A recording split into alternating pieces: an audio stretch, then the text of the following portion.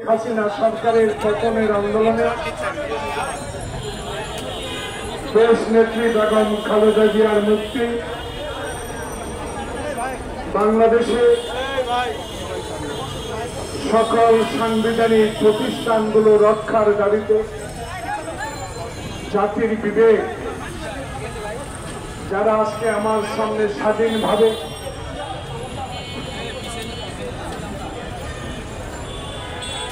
আপনাদের লেখা, আপনাদের ছবি,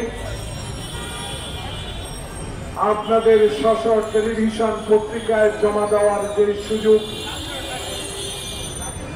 অতীতে সেই সুযোগ থেকে বঞ্চিত ছিলেন, আপনাদের এই বঞ্চিতদের পক্ষে দাঁড়িয়েছে তৃণমূল নাগরিক আন্দোলন। স্নেহের সভাপতি, উপস্থিত আমার সহযোদ্ধাবৃন্দ, একটু পরে গুলশানে আরেকটি সংবাদ ব্রিফিং আছে। আমার প্রিয় বন্ধুগণ যারা বৃষ্টিতে ভিজে রোদে শুকিয়ে, একটু আগে একজন ইউটিউবের সাংবাদিককে দেখলাম পায়ে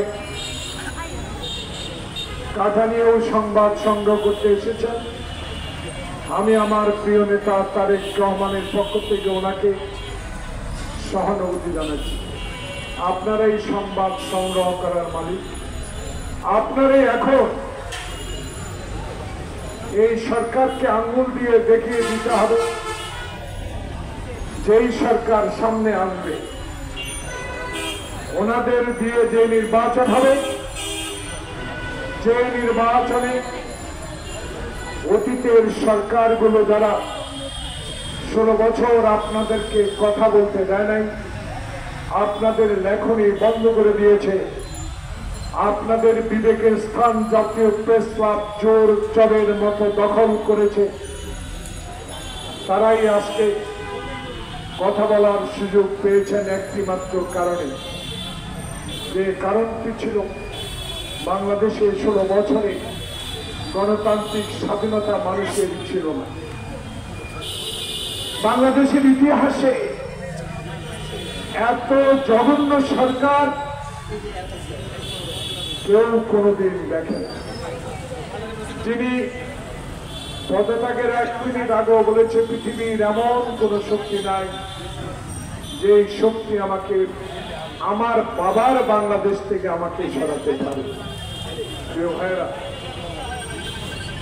আমাদের একটি কথা দয়া করে আজকের এই অবস্থান কর্মসূচির সম্মানিত সভাপতি স্নেহস্পদ মফিজুর রহমান লিটন, প্রধান অতিথি হিসেবে উপস্থিত আছেন আমাদের প্রিয় নেতা, আন্দোলন সংগ্রামের অগ্রভাগে যিনি নেতৃত্ব দিয়েছেন আমাদের সেই প্রিয় নেতা জনাব জয়নাল আবদিন ফারুক ভাই উপস্থিত আছেন, সাবেক সংসদ সদস্য, বিএনপি জাতীয় নির্বাহী কমিটির শিশু বিষয়ক সম্পাদক, সাবেক ছাত্রনেতা জননেতা আবুল কালাম আজাদ সিদ্দিকী উপস্থিত আছেন, সাবেক এমপি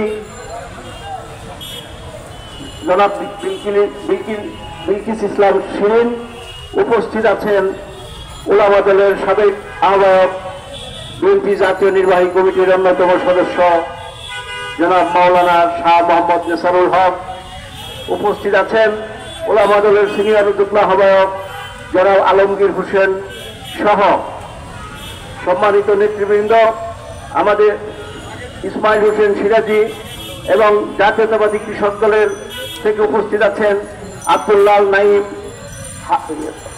হাসান, জাকির হোসেন, রমিজউদ্দিন রুমি সহ সম্মানিত নেতৃবৃন্দ, প্রিয় ভাইরা, সাংবাদিক বন্ধুগণ, আসসালামু আলাইকুম। আজকে পতিত স্বৈরাচারের একটি অংশ বিভিন্নভাবে বিভিন্ন পায়তারা শুরু করেছে। তাদের বক্তব্য বিবৃতিতে আমরা যা লক্ষ্য করেছি, তারা পতিত স্বৈরাচারকে আবার সহযোগিতা করতে চায়। বন্ধুরা, একটি দল যাদেরকে আমরা এদেশের মানুষ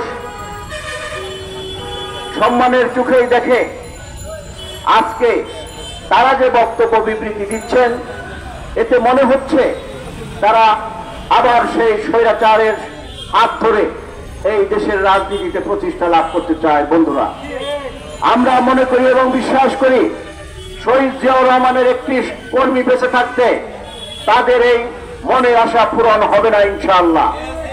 আমরা আজকের এখানে দাঁড়িয়ে বলতে চাই, এই শেখ হাসিনা সহ পতিত স্বৈরাচারের সকলকে অবশ্যই বিচারের আওতায় আনতে হবে এবং শেখ হাসিনা যে ট্রাইব্যুনাল গঠন করেছে সেই ট্রাইব্যুনালেই অতি দ্রুততম সময়ে তাদের ফাঁসি কার্যকর করতে হবে। বন্ধুরা, এই সরকার, অন্তর্বর্তীকালীন সরকার খুব কম সময়ে অতিবাহিত করেছে।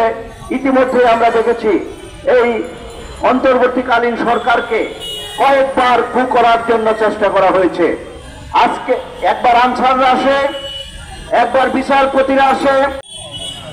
প্রধান অতিথি বিএনপি চেয়ারপারসনের উপদেষ্টা মন্ডলীর সদস্য জনাব জয়নুল আবেদিন ফারুক, আরো উপস্থিত আছেন আমাদের এখানে আজাদ ভাই সহ অন্যান্য নেতৃবৃন্দ, আসসালামু আলাইকুম। আজকে আমরা দেশ স্বাধীন হয়েছে বলে, স্বাধীনতা তো আমরা পেয়েছি শহীদ রাষ্ট্রপতি জিয়াউর রহমানের ঘোষণার মাধ্যমে সম্মুখ যুদ্ধ করে, কিন্তু আমরা আমাদের বাক স্বাধীনতা পেয়েছি, আমরা মুক্ত হয়েছি 5ই আগস্ট। এবং আজকে যারা বলে যে বিএনপির কিছু করেনি, বিএনপি 17টি বছর অত্যাচার, নির্যাতন, আয়নাঘর, খুন, গুম, হামলা, মামলা সকল কিছু করে দেশের জনগণকে সাথে নিয়ে 28শে অক্টোবর তার প্রমাণ, লক্ষ লক্ষ মানুষের সমাগম সেদিন হয়েছিল, যে আগুন সমস্ত জনগণের ভিতরে তৈরি হয়েছিল, তারই বই প্রকাশ হয়েছে 5ই আগস্ট। অবশ্যই আজকে আমরা স্বীকার করতে বাধ্য যে 5ই আগস্ট আমাদের নতুন প্রজন্ম, ছাত্র সমাজের ডাকে যে জনগণ নেমে এসেছিল, তারা কিন্তু বিএনপির সঙ্গেই ছিল এবং বিএনপিও সেখানে ছিল। সুতরাং আজকে আমরা মুক্ত হয়েছি। আজকে কিন্তু এই যে আমরা এখানে সমাবেশ করছি, ছোট বড় যত সমাবেশই করি, কোথায় গেল শান্তি সমাবেশ? পাশাপাশি আওয়ামী লীগের সেই শান্তি সমাবেশ আজকে আমরা দেখতে পাই না কেন?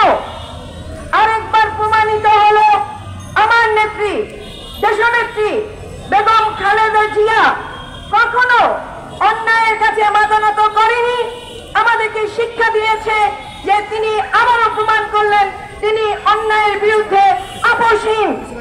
তাই তো আজকে মিথ্যা মামলা এবং সুচিকিৎসার অভাবে উনি অসুস্থ থাকার পরেও কিন্তু উনি বিদেশে পালিয়ে যাননি, কিংবা এই দেশেই থেকে আজকে উনি মুক্ত হয়েছেন।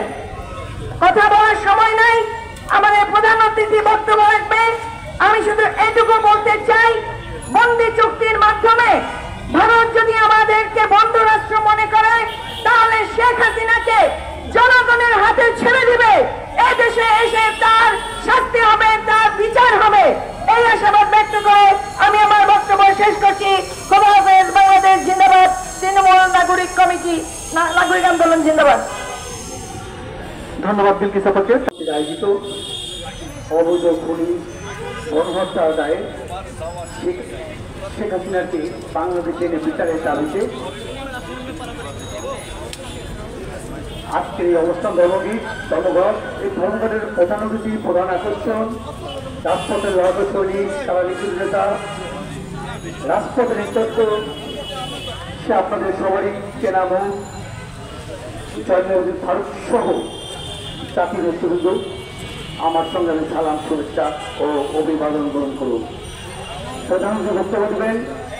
বক্তব্য দেওয়ার কোনো সুযোগ নেই, সাংবাদিক বাইরের আরেকটি প্রোগ্রাম থাকার কারণে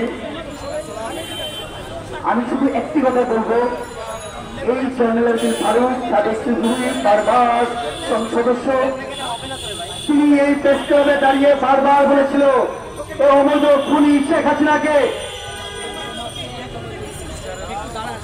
একটি সুস্থ নির্বাচন দেওয়ার জন্য, কিন্তু উনি কর্ণপাত করেনি।